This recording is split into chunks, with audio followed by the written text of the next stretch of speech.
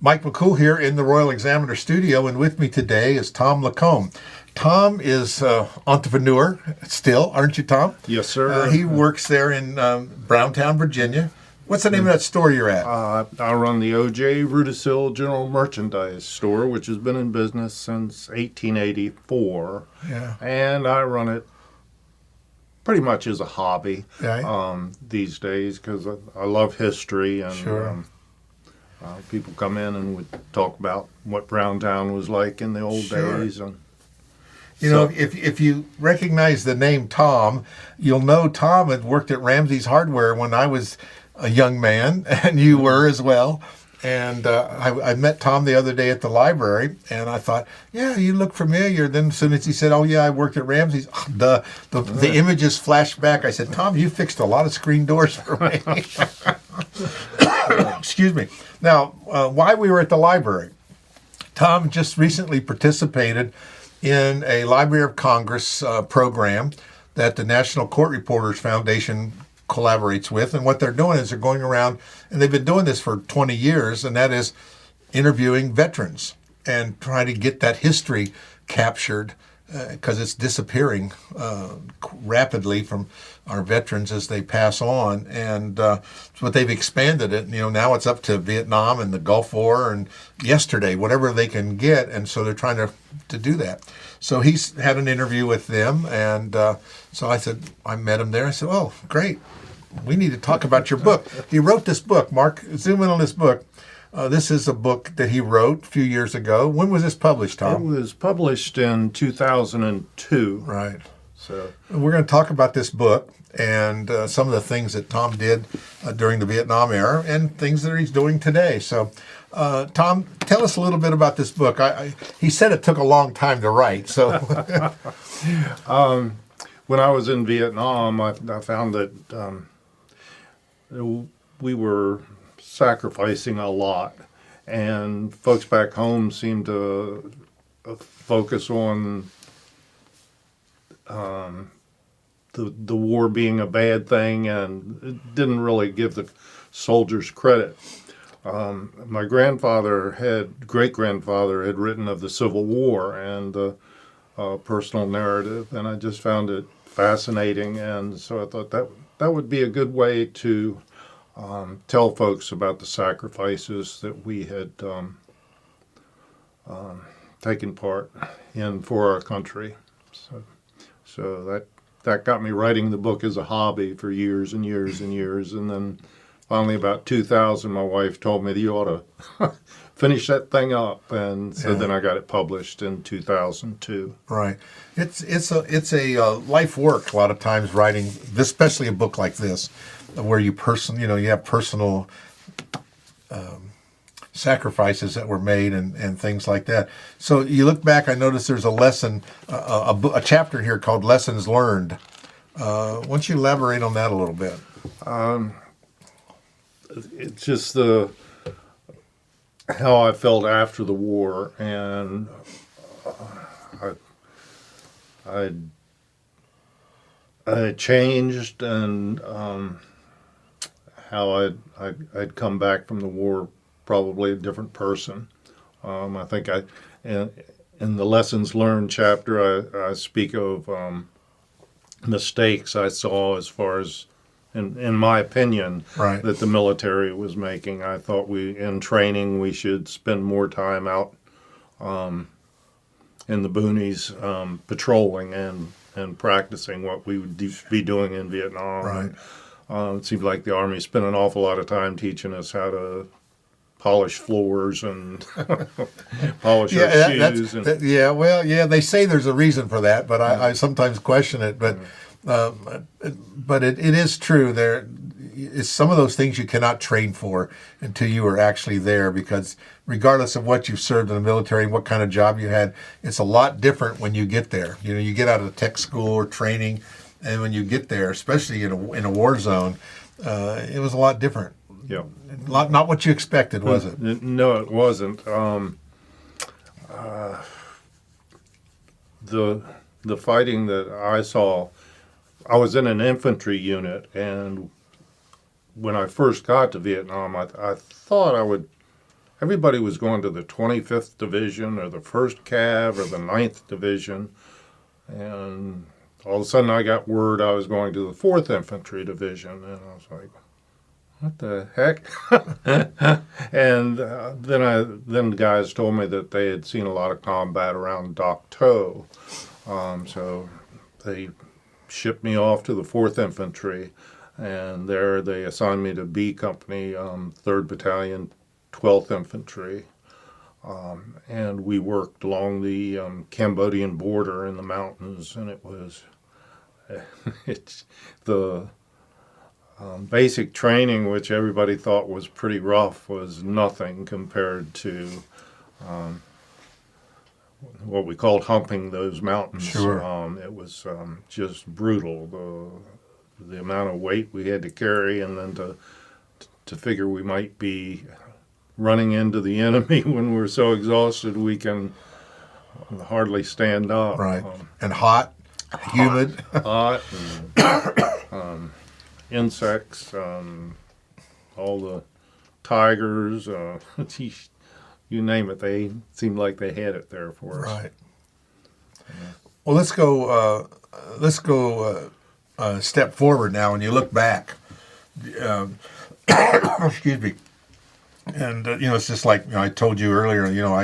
I was in Greenland, serving, fighting the Russians on the DEW line. That's my line. And again, completely different experience than what I anticipated whatsoever. And but like you say, they tried to prepare you for these things. But are you still? Did you? Obviously, we know we all lost people, in those wars. But I'm kind of looking back, and when you got home, comparing that year. How old were you? You were probably must have been 20? 22, I guess, right. when I came home. And so you come home when you're 22 years old, and then now you're 70 some years old, and we look back, and now we see how servicemen are treated. I think during the Gulf War, I remember going to ball games at Skyline High School, and if a soldier walked in with a uniform on, the crowd would cheer, and everybody would want to go shake his hand. Sure. or whatever. And after Vietnam, we pretty much wanted to get our uniform off and get in civilian clothes and Grow your hair. yeah, and just not say anything about the war except to your close friends, Sure. Because nobody else really wanted to know about it. I guess they were against the war, and as soldiers, we were maybe not the cream of the crop, but I Sure. think when I look back, I see us as the real cream of the crop in that generation. Yeah, because a lot of people spend so much time trying to get out of service, and they went to Canada and protested, and but people did step up and volunteer to go. I mean, and we see that even today. We have an all volunteer force, and people are volunteering to go. When 9/11 happened, recruitments went up. And I think there is that sense of duty that was kind of ingrained in us. Right. God gives that to us, So, anything else you want to share in this time? Just there were a couple of times in Vietnam where I had experiences that just I think about all the time. One was a time when we were clawing at the side of a mountain, grabbing onto the roots and pulling ourselves up and grabbing onto the rifle butt of the guy in front of us to move forward. And the goal was to get to another company that had been badly mauled. And I didn't have enough water, and a young man in front of me who was also I was what they called an FNG, a new guy, a cherry, and the guy in front of me was the same thing. And he asked the man in front of him if he could have a drink of water, and the guy gave him a canteen and then told him to pass it back to me. I hadn't asked for water, but I was like, this is the guy I want to be buddies with, Right, you know. right. And a couple days later, both of us were wounded on a hill, but he had a wound that seemed minor.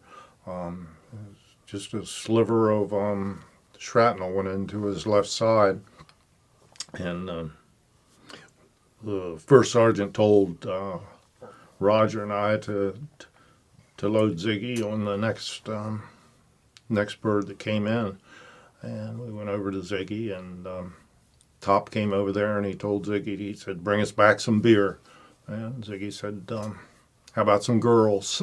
And Ziggy died on that helicopter.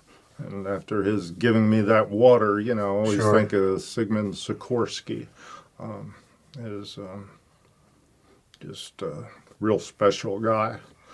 And another time, I don't have much of a problem talking about Vietnam, but some folks just will not. Sure. And I never had an experience there that I couldn't handle.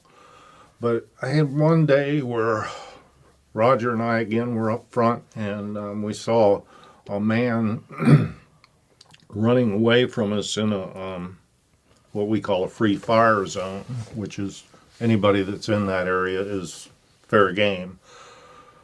So the lieutenant told Roger and I to go find that guy, and he had gone up into a bunch of boulders, and we tried to sneak around to them, to where that man had gone, to try to get a shot at him. And as we got ready, there was one place where we were going to have to expose ourselves, so we were like, should we throw grenades around the corner, or should we just go around with our guns ready to blast them? And we decided not to throw the grenades. And when we came around the corner, it was like a family unit. It was old women, young women, babies, small children. And I often think, you know, what if we had made the choice to throw the grenades? Well, I'd be somebody that could never talk about Right. Vietnam again. Right. Those are two things that stay with me quite often. I hear that a lot from people that have been there, that, you know, during the day, the enemy is your maid and your camp thing and working at the camps, and at night they're lobbing the mortars over, and you don't know who the enemy was. And, you know, we see that in World War II and earlier wars where, you know, where you had uniforms on and you were the Germans or the Japanese and the Americans. Everybody knew who the enemy was. And Vietnam happened and you didn't know. Yeah, yeah. And they used, you know, every age, you have a 5-year-old with a rifle, you know, so you just never know on things like that. And again, I think it's, like you said, even though they were, quote, the enemy, you really hate to throw that grenade around there to Yeah. families and things. And they really, those were Montagnard people that are native to the mountains Right. there, and our goal was to move them out of these areas where the enemy used as sanctuary. So We're kind of seeing that today in the Israeli-Hamas thing. You're taking the civilians and hiding behind the civilians. Yeah. And they've done that all the time. You know, Yes, sir. It's a part of war, that what they do. you know, and I guess the other thing is I would tell people to avoid war at all costs, and anything you can do to keep it a peaceful situation is worthwhile. How about people that you're friends with now? Do you have any? You've done some of these reunions over the years. Do you still have a bond with some people you served with? Yes, when I go to the reunions, there's very few people that I ever saw in Vietnam that are at those reunions, but they're all men that went through the same things as I did. Right. So they're like brothers, even though I didn't know them in Vietnam. Right. It's like I think I mentioned to you. There's still one guy that we're still really good friends with that we served in Greenland together, and it's funny how you meet people and you share that common experience. How you're kind of locked on forever. It's like I guess you call it like a soulmate, so to speak. Once you share that traumatic experience like that, and you come out of it on the top, it's an experience regardless of where you're at and the kind of things you're in. We're put in these situations sometimes, like you say. I think people want to serve, and you have no regret from serving in the military. No, I think it was probably good for me, although going through the war was. You wonder sometimes are we going to make it? Did you think every day when you woke up, this is your last day? Or you kind of put those thoughts out of your mind? I think human nature is, I'm going to be okay. Right. We had one particular time where we had gone out to help some guys that had been ambushed.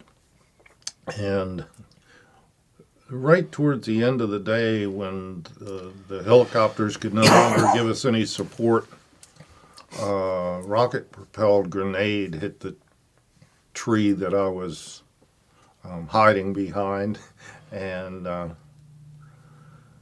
knocked me for a loop. And then the enemy got in between us and the rest of the guys, and I thought I was pretty close to the end. I kind of decided I wouldn't let myself be captured, and somehow we made it back.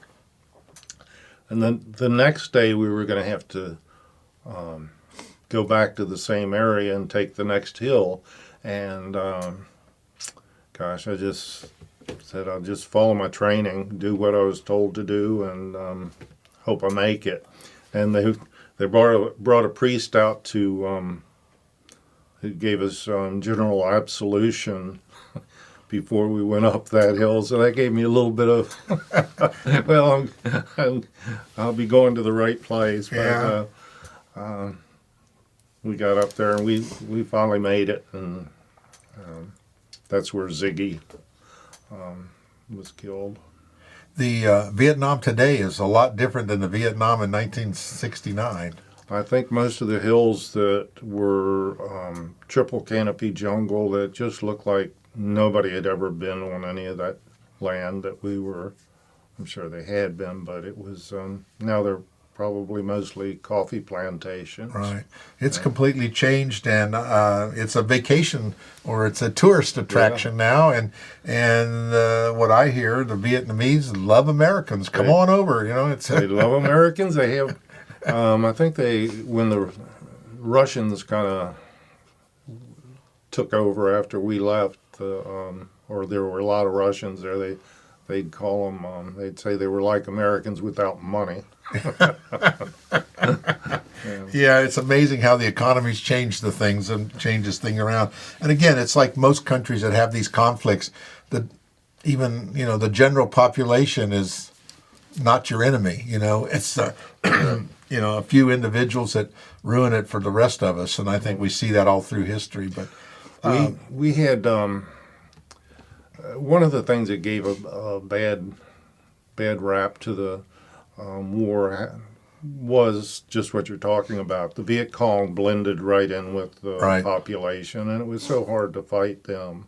The area I was in was much different. We didn't have as many booby traps and so forth. We were fighting a regular army, the North Vietnamese army, and they were just as well equipped as we were, and in some ways better trained. They were used to the territory, weren't they? Oh yeah, that was their backyard where we were fighting them, and they had all those mountains They were dug into all those mountains, and they knew which way the helicopters would come in. Right. And, And it was a very politically motivated war. I think you hear a lot of times the war was run from Washington and not from the field. And, you hear stories like that all the time. Yeah, I think LBJ was famous for saying that they couldn't bomb a toilet without his permission. Yeah. And so, I think that was demoralizing to the troops and the leadership as well in the field. And what did you think about it when you left, when your time was up? Did you serve just one tour? one tour. On that last day, and you got on that 727 or whatever they used back then, or did you fly back on a military aircraft? I had a brother that was dying, and well, he didn't die, but they thought he was going to die, and I got a convalescence leave, which sent me home about 3 weeks early, and I was in a big rush to get out of Vietnam, and so it just was like in a flash, I was gone. Yeah. And isn't it strange, though, when you leave that kind of environment and then you walk off the plane in California, Hawaii, where they landed back then, and you just see it, and it's just like, I can remember coming off the ice cap and out of the and then landing in Phoenix, Arizona. It's like, huh? I have my parkas on, and and it's 99 degrees, and the same thing. And when you get home, all of a sudden, then obviously if you were in your uniform, there was always people protesting. I remember that. Yeah, it wasn't. I was at Fort Lewis, is where we. So Seattle was where we came into, and it was. I really didn't have any problem there. There was, and then my father picked me up at the airport, and when I got home, I got into civilian clothes and tried to stay that way. Right. Yeah. So you think there's another book in you?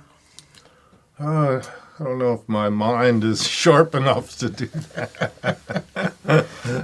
Maybe you need to do the rest of the story. I think short stories. Short story, and but they say there's always a book in all of us. We have a story to tell. Yeah. And you told your story, and I told Tom I seen his book on Amazon, $95.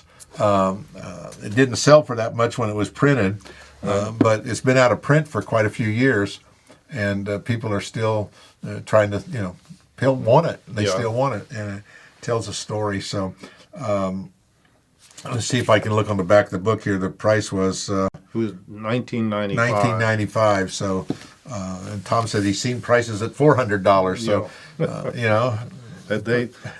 I'm surprised there's one available. There haven't been many copies available in the last couple of years. Yeah, so people are hanging on to them, and like I say, a lot of people from Vietnam go back and read your book and share their stories. And funny, my son teaches actually he's an RMA now, but he did teach it in Warren County, and one of the other teachers said, "I saw your book. Your father bought your father's book last weekend down at the flea market. Signed copy for 50 cents. But they're still out there. Yeah, well, that was 20 years ago. Oh, 20 years. Well, yeah, the price has gone up. Yeah, Inflation. the price has gone up. But it's good. Let's touch real quick before we cut off here. What did you think of this history thing with the Library of Congress is doing? What's your feeling on that? I think it's wonderful. I've watched a couple of them, and I was thinking that'd be neat to do. And then this lady got in touch with me, and I think the thing is, I've watched some, and I've interviewed or had a conversation with. That's what I like to do: conversations, like we're doing now, with veterans, and they all have a story to tell. But what I find is just like what you did, it seems like there's a period of time that from after the war until they're ready to talk about it, there's a long period of time where no one even knew they were in the war. Their family they never talked about it. They pretty much kept it in. And then when they reach a certain age, and they're looking back. They want to share their stories, and I think that happens.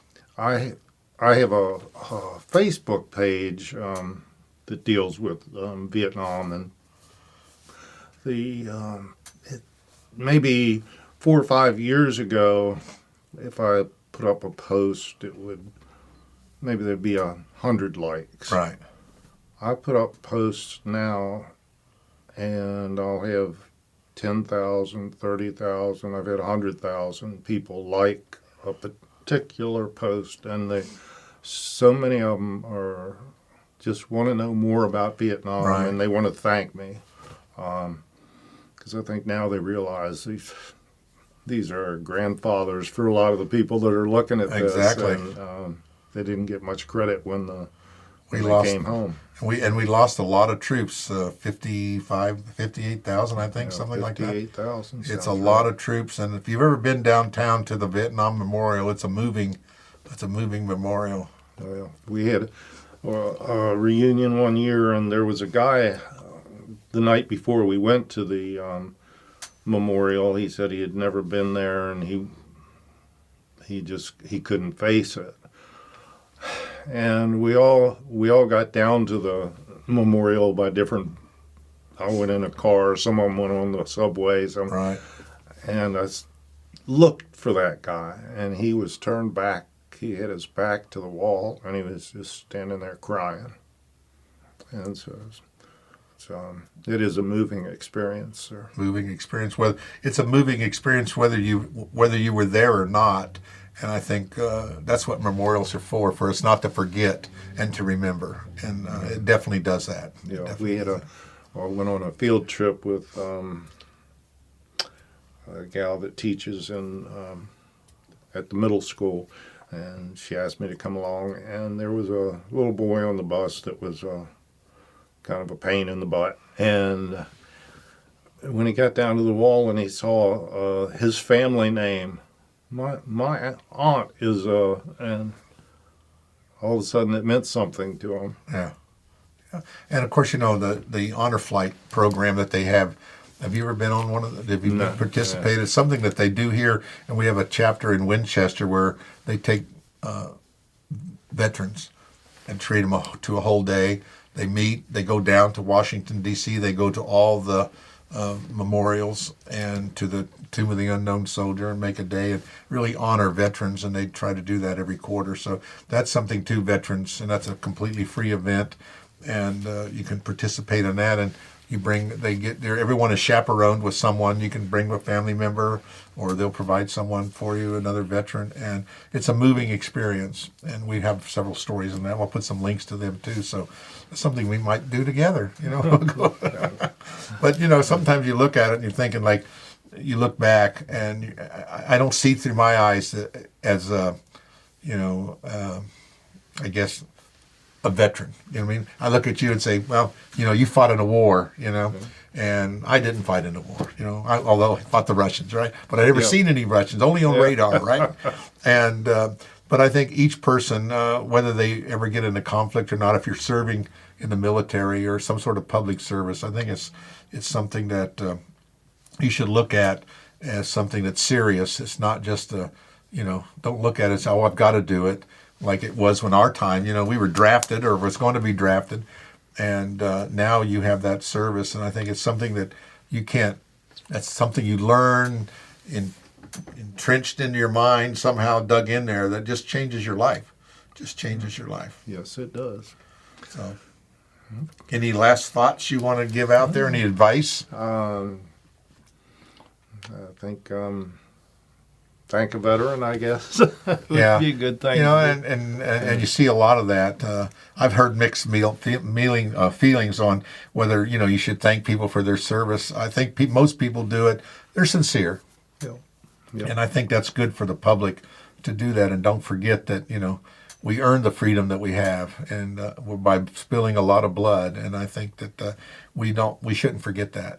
We shouldn't forget that. Tom, thanks so much for coming in and sharing these insights with us. Tom's book here, Light Ruck, Vietnam 69. If you see one at the flea market, pick it up. You can get it for 50 cents. It's a bargain, Yeah. and it's filled with a lot of memories and things that we shouldn't forget. Yep. Again, thanks so much, Tom. I really you. appreciate it. Thank you, Mike.